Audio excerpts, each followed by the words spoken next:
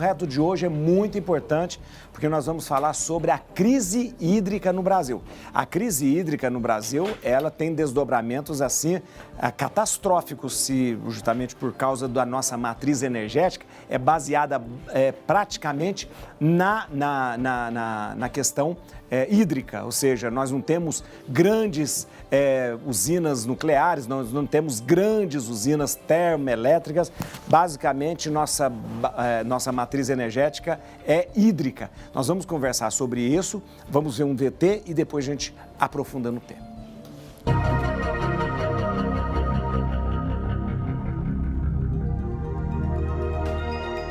A conta de luz está cada vez mais alta. E o motivo disso é uma das mais graves crises hídricas que o país está enfrentando. Apesar do Brasil ter a fama de ser um país rico em água, responsável por 12% de água doce, a usada para nossa sobrevivência no mundo todo, infelizmente, nem o clima e nem o ser humano têm contribuído muito para que os recursos se mantenham. É cada vez mais visível que a população enfrentará uma crise nos recursos naturais, sem precedentes.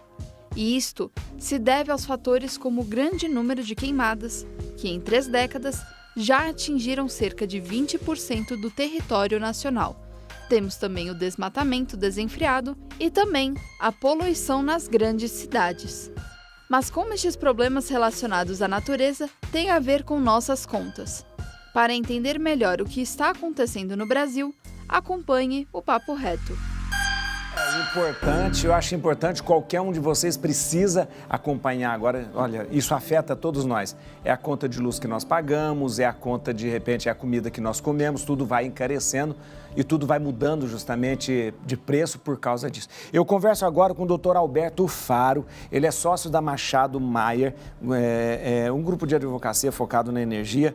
Dr. Alberto é formado pela Escola de Direito de São Paulo, pela Faculdade de Getúlio Vargas, FGV, mestrado em Direito Societário e Financeiro pela University of Pennsylvania Law School, trabalhou de 2009 a 2010 na Gibson, Dunn Crutcher de Nova York, sócio da Machado Maier com foco na energia, financiamentos, projetos, ou seja, nós estamos conversando com alguém que entende que pode realmente nos mostrar caminhos e nos fazer entender o que nós passamos hoje. Dr. Alberto, seja bem-vindo, muito obrigado aqui na Rede Vida de Televisão, seja bem-vindo. Obrigado, boa tarde a todos. Obrigado pela oportunidade, estou aqui à disposição. Muito obrigado, doutor. Eu queria que a gente começasse a conversar, quando a gente fala de crise hídrica, estamos vivendo uma crise hídrica. O que realmente, como que a gente poderia conceituar, ou definir uma crise hídrica, doutor? Claro, a matriz energética do país, como você mesmo antecipou, sobretudo mais de 50% da matriz energética é de hidrelétricas, Sempre quando tem um período de estiagem, obviamente a geração das usinas hidrelétricas fica mais comprometida, de forma que outras fontes de energia precisam passar a ser despachadas pelo ONS para fazer jus a essa falta de energia hidrelétrica. Então, a gente está vivendo um período de estiagem, talvez uma das piores crises desde 1930, e agora tem que saber lidar com outras fontes de energia para que a gente não tenha aqui um efeito cascata, de aumento do custo da energia, como a gente já tem visto nos últimos dias, mas, além disso, um efeito que pode, inclusive, chegar ao aumento de inflação, porque, obviamente, os custos das linhas de produção e da indústria em geral vão aumentar com o aumento do preço da energia e, obviamente, tudo tem um efeito cascata e pode, inclusive, gerar uma potencial inflação nos próximos meses ou anos geradas pelo potencial apagão. Mas, de qualquer forma, apesar da gente estar vivendo essa crise bastante acentuada, o país tem outras fontes de energia, vem consolidando fontes de energia alternativas ao modelo hídrico, como, por exemplo, fontes eólicas e solares, que são uma alternativa a essa matriz de risco, só que a gente não chegou num modelo ainda muito balanceado entre o modelo hídrico e essas fontes alternativas, de modo que a gente ainda sofre com a escassez, mas o país está num caminho correto de diversificar a matriz de energia para essas outras fontes que, além de fontes alternativas, são fontes bastante renováveis, né?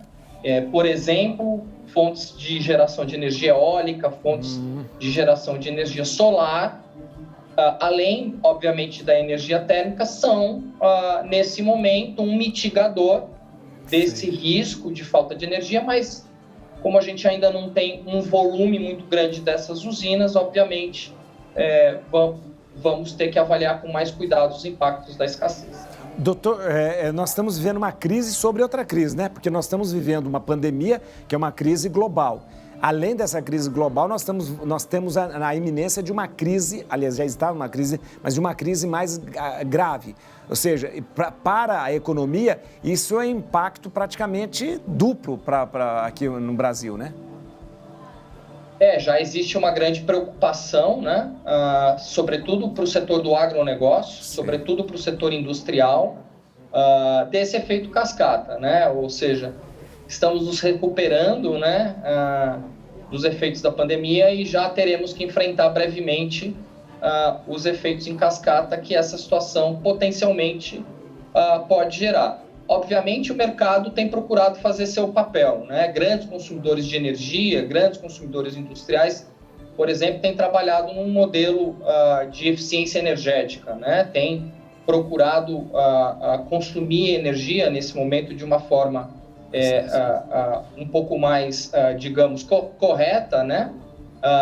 Para justamente mitigar esse risco. O que a gente tem ouvido do mercado por hora é que, apesar dessa situação ser bastante delicada, não haveria um risco, obviamente, de escassez de produtos, mas certamente haverá um risco financeiro que nós, consumidores de energia, vamos ter que enfrentar decorrente, obviamente, dessa situação. Mas os grandes consumidores, obviamente, repassarão esses custos de energia e isso pode eventualmente gerar uma potencial inflação, além de outros efeitos, né? Quer dizer, quando a gente tem uma crise como essa no Brasil, a gente tem que estudá-la e mitigá-la com bastante cautela, sobretudo para ela não gerar, inclusive, um potencial medo de novos investidores virem ao Brasil investir, né?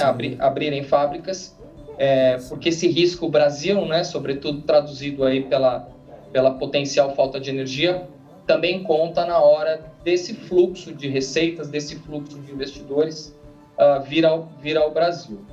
Doutor, a gente tem, o senhor deixou bem claro, nós temos praticamente 50% da matriz energética baseada na questão hídrica, né? As outras, nós temos eólica, temos solar, temos também termoelétrica, mas as duas únicas que não impactam mesmo sobre o ambiente seria a eólica e solar, né? Porque mesmo as usinas hidrelétricas, elas têm um impacto ambiental muito agressivo também, né, doutor?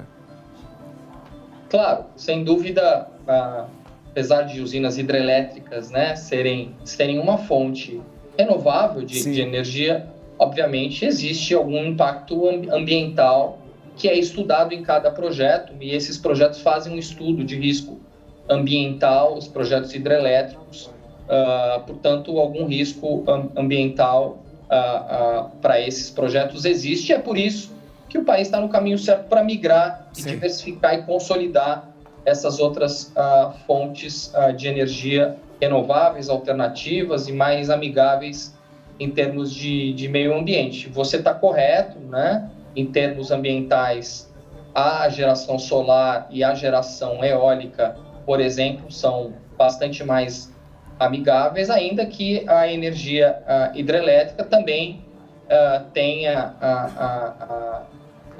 um potencial ambiental, digamos, mitigado por esses estudos de impacto ambiental, e, obviamente, esses investidores dessas usinas hidrelétricas têm que investir justamente para mitigar esses riscos ambientais. Agora,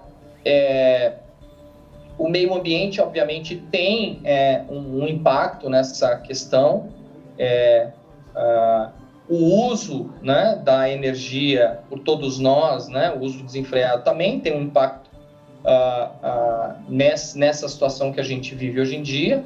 Agora, o maior impacto, né, a maior causa de um potencial apagão é justamente essa falta de um planejamento mais acelerado para que a gente migre dessa matriz de risco ou dessa matriz de geração de energia, né? Mas mesmo o consumo residencial de energia não é tão relevante a ponto de nós, eu, você e os telespectadores sermos considerados culpados dessa situação. Obviamente é um fator, aspectos ambientais, solo, são outros fatores, mas, sobretudo, existem dois fatores mais importantes que nos levam a essa realidade, né? O primeiro, obviamente, é esse planejamento mais acelerado, que migra para fontes mais balanceadas, de modo que, numa crise, você pode migrar mais facilmente para outra matriz de geração de energia e, infelizmente, a estiagem, a falta de chuva que a gente tem vivenciado.